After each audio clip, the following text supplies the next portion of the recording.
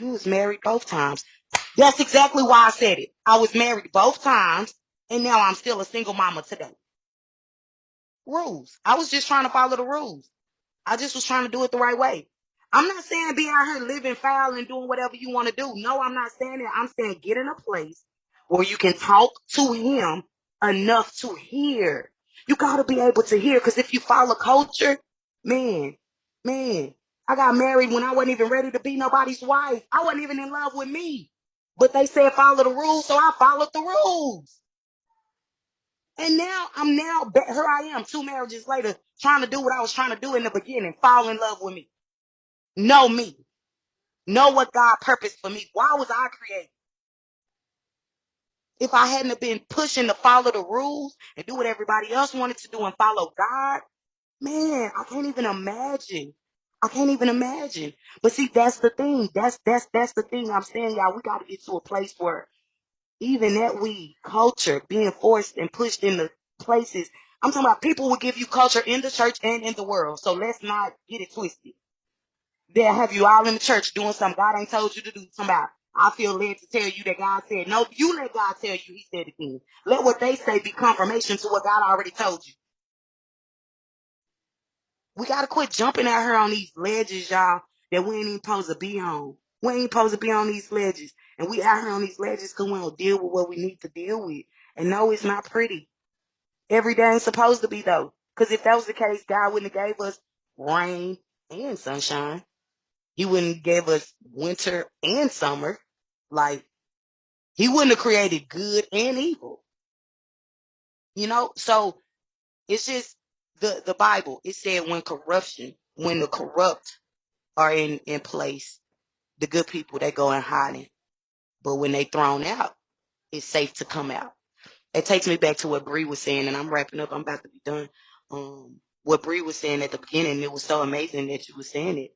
The song, we don't realize that every day we wake up with the decision to be a good person or a bad person. Some people aren't saved, so it's our job to be the walking light, right? But at the end of the day, it's our decision. You can be good and you can walk in the light. You can surrender your hands and say, God, I know I'm jacked up, but just let your light shine through me. Each step of the way, help me out. Help me with this. I don't like to be angry. I don't want to be angry, but I don't know why I'm angry. And then when he tell you why you so angry, God, can you help me deal with whatever the event was that caused you to be angry and carry that on for years? And then when he start helping you deal with it, because you're going to be tested on it. I don't want to pump nobody up. Let me just tell you the truth. You're going to be tested on it. When I said, God, I don't want to hurt nobody. I don't want to do nothing to nobody's children. I don't want to put my hands on nobody. I don't want to fight no more. I currently don't have a gun in Texas because this is how committed I was to God. I really helped me out with this. I really want to do this the right way. It seemed like after that, all kind of stuff started happening that would usually make me respond and just touch somebody. You know what I mean? And I keep on saying, God, I want to do what I told you I wanted to do. I see what's happening, but the joy of being on the other side of living an angry life, can you imagine? I mean, I'm trying to get to that side. I don't want to. I can look around and see what that look like. I can see what that do. That's, and anyway, that's brown grass, not green grass. You walking around here bitter, mad, hurt, sad, pick one, whatever your thing is, and you don't have to be. None of us have to be. And when we get free, then we can go and help some other people get free. But we can't, if our gifts are being choked out every day by weeds and we not even trying, then we can't help nobody. Our fence, our garden, it's there for a reason, but we got to let the word that he framed us in come alive so that people can see it. It has to be transparent. We can't hide the word. We can't hide it. Yeah, he said hide it in your heart, but then he said let your light shine before men so that they can see the good works of the Father and glorify him. People should know you by the love that you show one to another, right? This is our scripture. I'm not making this up. This ain't Quandaology.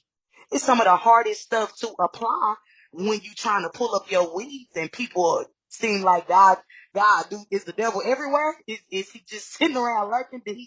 He's into everything for me? Yeah, it's hard. But the joy of being on the other side, that has to be what causes us to stay consistent and keeping these weeds pulled up. And here's the other beautiful thing I want to share. It's a process. So don't get mad at yourself. Don't be looking at somebody else's grass, talking about why my grass still ain't. Don't do that. Don't do that, because they might not have started where. No, not might. They didn't. They ain't starting where you starting. Excuse my Or the bad grass language. may not be real. Ah, listen, with your store-bought grass, your for show grass. And that's another thing. I'm glad you said that, because so oftentimes, y'all, we get caught up, and it's real. God has been dealing with me with this, even being back at faith. We are oftentimes presented with fake things as though they are the real thing, and we have to have discernment enough to know how to respond to what we see and how to pray and not let it affect us. Because when you see fake stuff pretending to be real stuff, one, you got to know that God sees, and in due time, He gonna cut it off. But it's hard to deal with as a human. It's hard to deal with. And so that's just a free footnote. When you see this fake foolery going on out, don't follow that. That's what he was saying. That's dumb. Don't follow vain prayer. That's stupid. Don't do that. That's running into a brick wall. That's literally setting yourself up for failure. Don't do that. And it's easy to do because people dress up, they mess a lot. And they present it on a pedestal. I'm talking about with name brand clothes on. Don't get caught up in it. It's hard. It's hard because sometimes it's the people that's closest to you that you want to believe are this way that they are portraying to be, only to find out for God Himself to reveal to you this ain't the truth. And you done drunk the Kool-Aid. Don't let people David caress you. Don't let people do that. Don't let people do that. And I mean, on no level. You working on you, you trying to get better, do the right thing, and they over there telling you, nah, you ain't, it don't take all of that. You better than where you was. You could just take a break. You could just ease up. You could no, y'all, don't buy it. Don't buy it. Do what God say do. Listen to God. Get yourself in a posture where you can hear from God so that He can tell you.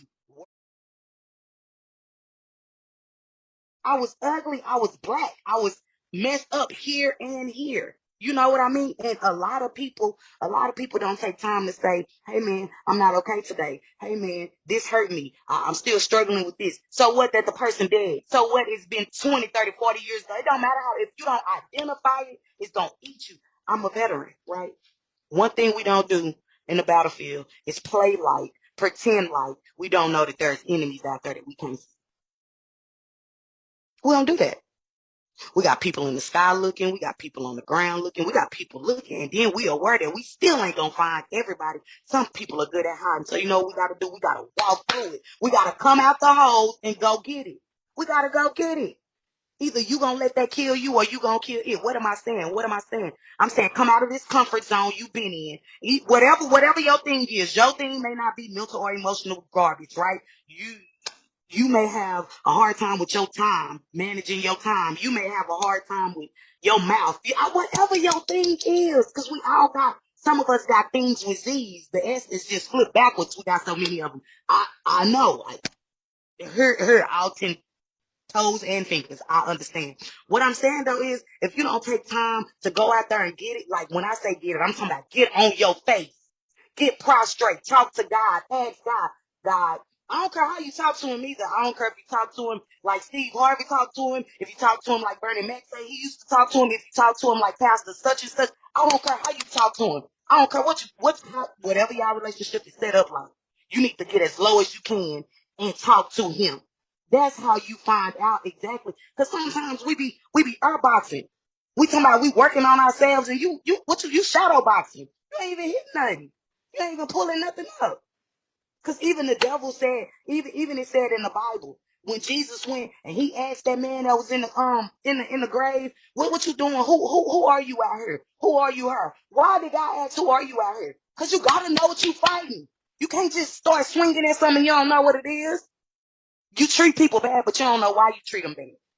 You never sat down long enough to ask God to reveal to you why you so angry, why you so frustrated, why you so irritated, why you don't like And I'm just being facetious. I'm not really saying nobody on here is like that. But why every time you see a white person you get mad? Why every time you see a Mexican you get mad? Cause here's the point that I'm making. It goes deep.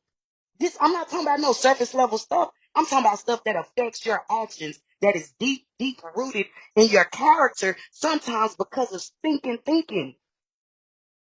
It ain't even what God sent you down here with. This some new stuff. This some stuff we gotta pull up. This the stuff that if we gonna ever see the green be really, really pretty and full, like he said, we gotta pull this stuff up. We cannot allow this stuff. Hold on one second, y'all. Okay, hold on. I see it. Give me the remote. Give me the remote. Give me the remote. Okay, give me the remote, sir. I'm sorry, y'all. Sir's having a whole moment. If we ever gonna see the grass green and flourish, live this abundant life, the life that Jesus died for us to have, because that's sure what he came for. He didn't come for us to be bound, and people always try to, accumulate freedom with a financial amount. No, that's really not what Jesus came for. Because if that was the case, why he didn't have a whole bunch of houses? Why he didn't have a whole bunch of, I mean, they didn't have cars, but why he didn't have a whole bunch of camels, a whole bunch of donkeys? God said the cattle on 1,000 hills is mine. Ain't nobody else worried about like wealth, real wealth. That comes from good success. And Joshua told us the only way to have good success is to meditate on his word day and night. No, I'm not saying try to follow.